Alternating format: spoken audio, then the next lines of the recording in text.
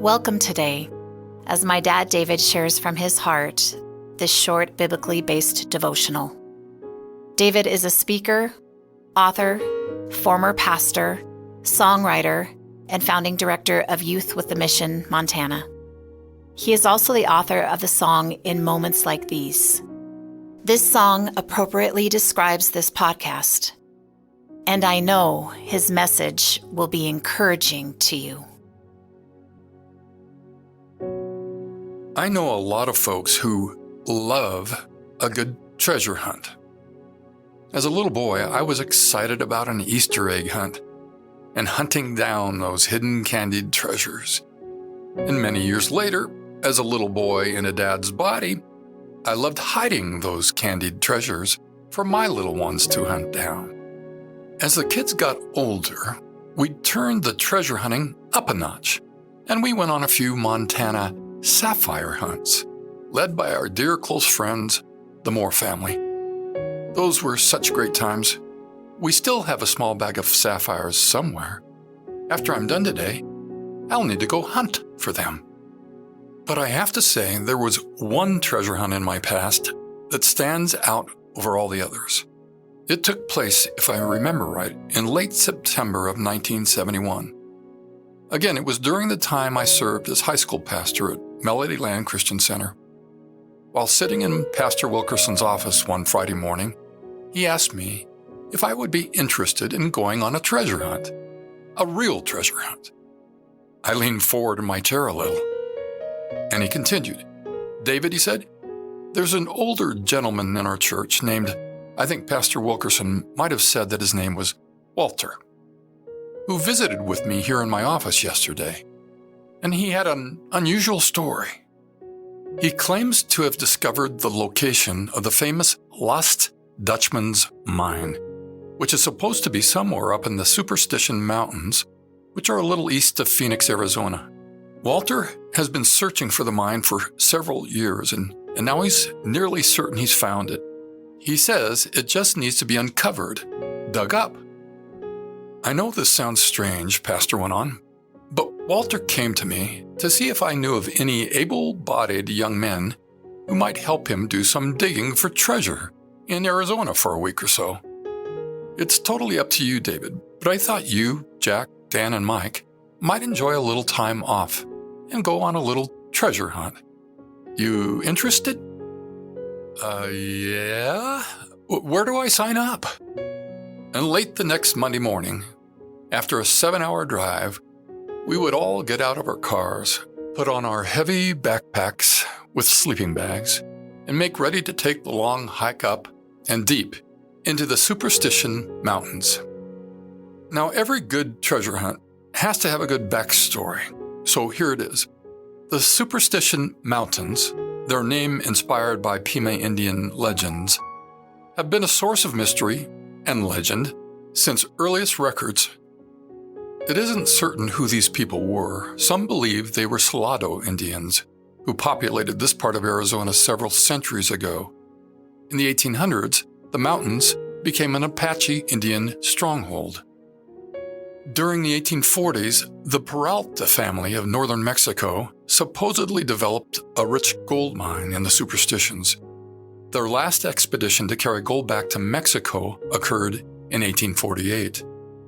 According to legend, the large party was ambushed by Apaches, and all were killed except for 1 or 2 Peralta family members who escaped into Mexico. This area is known today as the Massacre Grounds.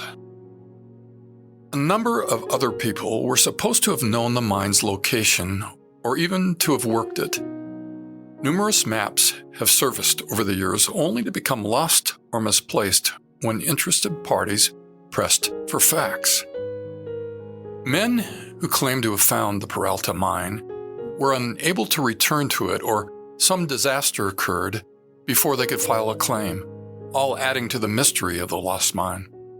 In the 1870s, Jacob Waltz, the Dutchman, actually a native of Germany, was said to have located the mine through the aid of a Peralta descendant. Waltz and his partner, Jacob Weiser, worked the mine and then allegedly covered over its entrance. Most stories place the mine and its fortune of gold in the vicinity of Weaver's Needle, a well-known landmark. On the way out of the mountains, Weiser was killed by Apaches, or according to some, by Waltz himself. He supposedly described the mine's location to Julia Thomas, a neighbor who took care of him prior to his death. Neither she nor dozens of other treasure hunters in the years that followed were able to find the lost Dutchman's mine. Subsequent searchers have sometimes met with foul play or even death, contributing to the superstition and legend that surround these mountains. And there I was, my friends and I, standing at the trailhead leading into these same mountains. And it was there that we first met Walter.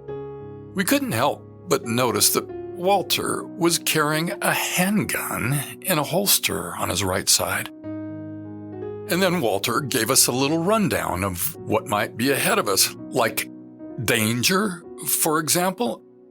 You know, y'all gotta be on guard. There've been some very scary people up in these mountains, he said. Oh, good, I thought. And each of us were thinking, you know, we just might have met and agreed to camp for a week or so with the very first of the scary people in these mountains. My friend, if you were to think back to every old Western movie you've ever seen with a crazy old miner in it, that was Walter. I don't know if it was just me or if all of us were scratching our heads at the same time. You ever had that feeling that you maybe should have had your second thoughts before you committed yourself to something? Well, the four of us grimaced at each other, shrugged our shoulders, and half-heartedly followed curious Walter, I didn't say crazy, up the mountain trail. And a couple hours later, we would set up camp at the very top of a rock cliff that looked across at the landmark called Weaver's Needle. Side note, don't ever forget to bring a nice thick pad for underneath your sleeping bag when trying to sleep on top a rock cliff for nearly a week. I say nearly a week because when curious Walter told us on Saturday night that he had forgotten fuses for his dynamite, yes, Walter said dynamite, and that he needed to go back to Phoenix the next morning to get some, I said, guys, I think we've had enough. And all three of them immediately shook their heads up and down really quickly several times. We all knew it was the right time to permanently leave this desert cliff to Walter. I just know this will come as a great surprise to some, but though Walter had brought a really cool map along with him, we never did find the lost Dutchman's mine. Shocker. We did get filthy dirty trying, though, and Walter never shot any of us, or anyone else. Probably because there was no one else. I wish I had the time to tell you more about our treasure hunt and our days in the Superstition Mountains. In brief, it was exhausting and frustrating. It was also an eye-opening experience to live for several days and nights in the presence of a man who, let's just say, was thoroughly obsessed with finding and possessing an earthly treasure. It was also a great lesson in learning. I'll never forget those imprinting moments late that last desert night when I got alone under the stars with my Father in heaven, and I voiced my purpose to keep my heart focused on Him, where the real treasure is found. I'll wrap up my story shortly, but first this. The Bible is loaded with verses about real treasure. Here is one of the most memorable verses of all, from Jesus in Matthew 6:19 through 21. Don't store up treasures here on earth, where moths eat them and rust destroys them, and where thieves break in and steal. Store your treasures in heaven, where moths and rust can't destroy and thieves don't break in and steal. Wherever your treasure is, there the desires of your heart will also be. Yes, dear friend, Jesus is saying that whatever we focus on, whatever we treasure will dictate our actions. For some, it's money. For others, it's power. Still, other people strive for attention. There are so many things in this world vying for the control of our heart. During these times of great relational tension, the need to be heard or to be the one who is right can become an earthly treasure. And really, what good are earthly treasures compared to heavenly treasures? Apostle Paul said this: "This world, in its present form, is passing away." 1 Corinthians 7:31. The moment we take our last breath, earthly treasure won't matter anymore. Jesus urged us to think beyond that last breath to eternity.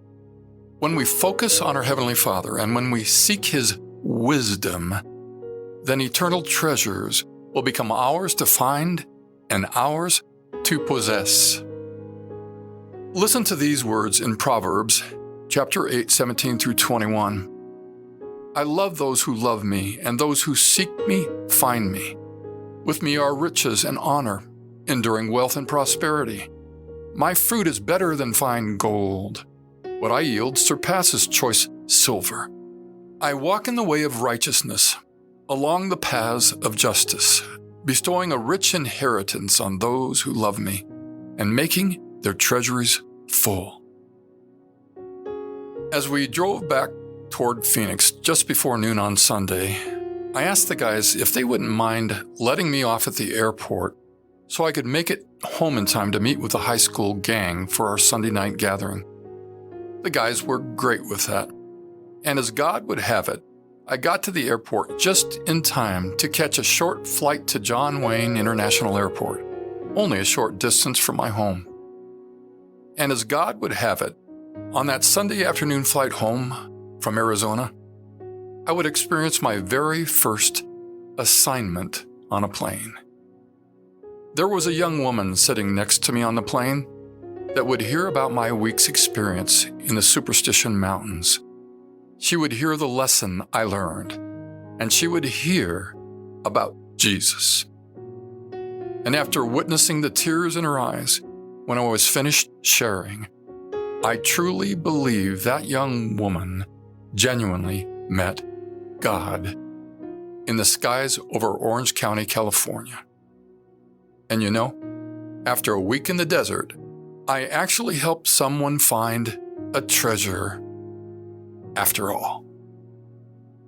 Dear friend, I know in my heart that you are a seeker of God and that you hunt after His wisdom. He loves you so much for that, and I believe He wanted me to tell you today that there are great treasures ahead for you. Dear Jesus, I want to thank you for keeping your focus here on earth. You never lost your focus for a moment because you treasure us. And you truly do deserve all the praise and honor you will receive forever. And because of your focus, this dear one and I, and all our brothers and sisters around the world, will experience amazing treasures in heaven. Absolutely incredible. Let it be.